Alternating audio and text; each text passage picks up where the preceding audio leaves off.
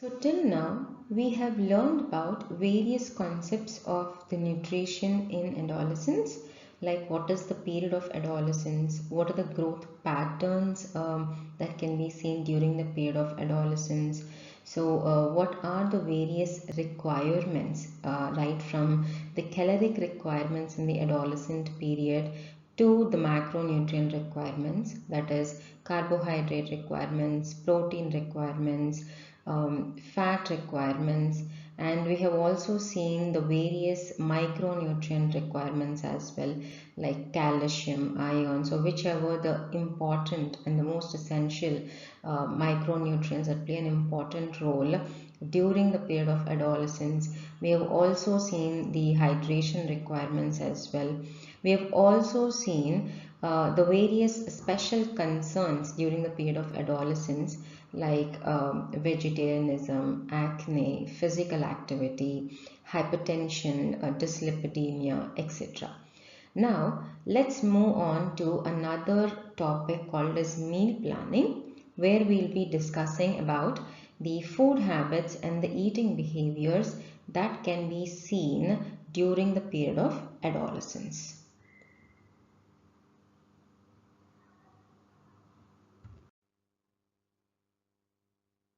Till now, we have learned about the various concepts of the adolescence, starting from what is adolescence, what is the period of adolescence, what are the growth patterns that can be seen in the period of adolescence, what are the various nutrient requirements in the adolescence, like their caloric requirements, carbohydrate requirements, protein requirements, fat requirements, and the hydration requirements. And we have also covered the most common concerns as well during the period of adolescence. Now let's try to understand the food habits and the eating behaviors during the period of adolescence.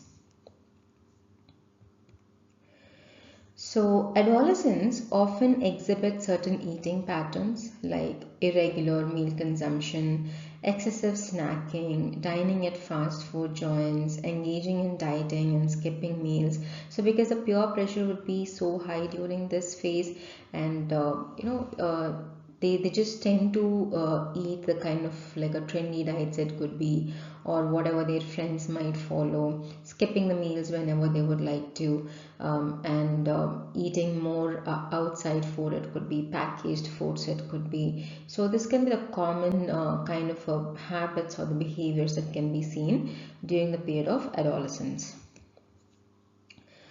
And these behaviors are influenced by various factors like diminishing family influence and increasing peer influence, the friends influence, and media exposure, part-time jobs, and growing responsibilities that leave less time for family meals. While most adolescents recognize the significance of nutrition and the components of a healthy diet, they may face several obstacles as well in implementing it.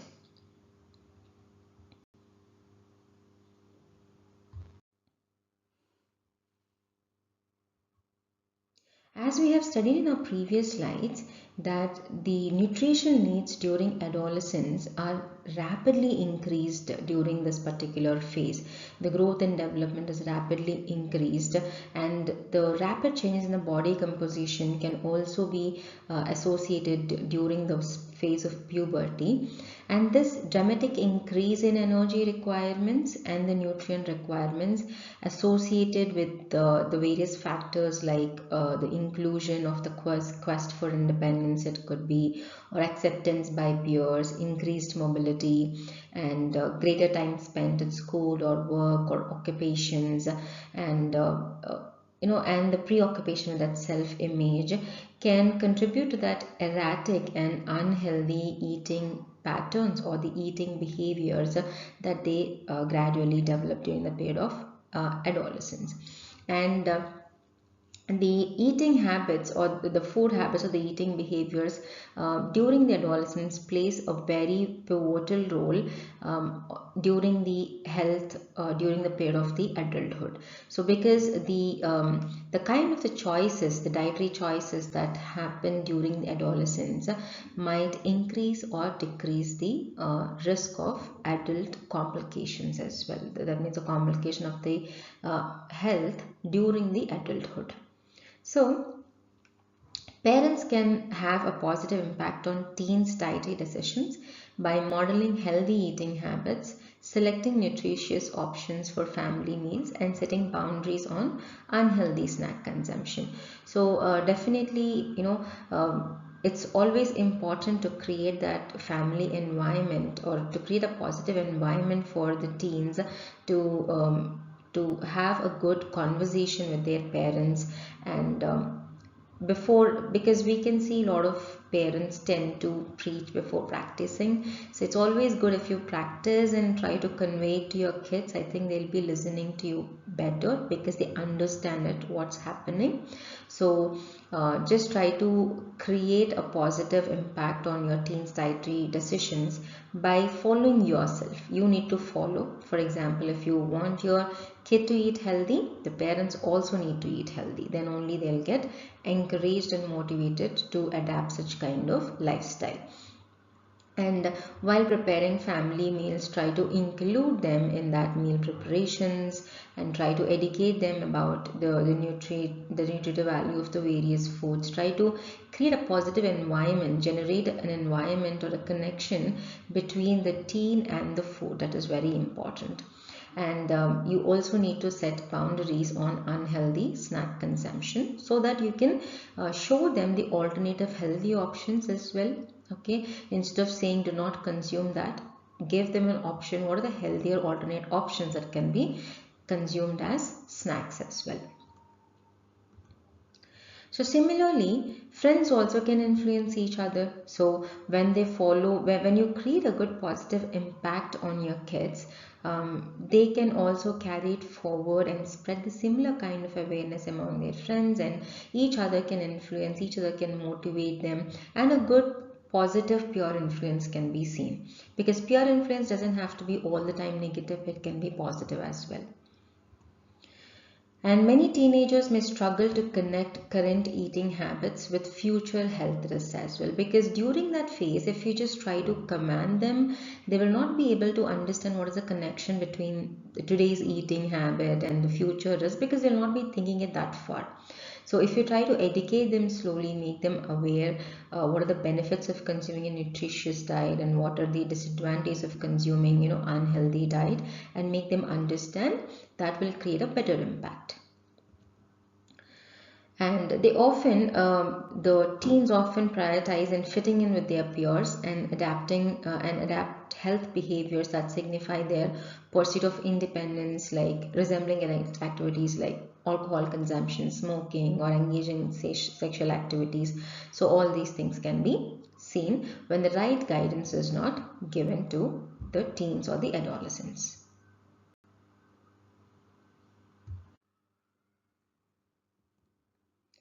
The nutritional counseling should emphasize short-term benefits such as enhancing academic performance, appearance, and energy levels in the teens. And the messages should be optimistic and tangible. And practical skills such as choosing water or milk over sugary beverages, opting for broiled instead of fried meats, and selecting baked rather than fried snacks are essential concepts to address. So because some of the nutrition related concerns that can be seen during the period of adolescence can be like overconsumption of these sugar beverages, or these carbonated beverages it could be, or the more sugary drinks. And they can be, because of the improper focus on the nutritious diet, can lead to, they are at higher risk of iron deficiency anemia, specifically adolescent females. And they can be inadequate calcium intake, which can again affect their bone density and bone growth.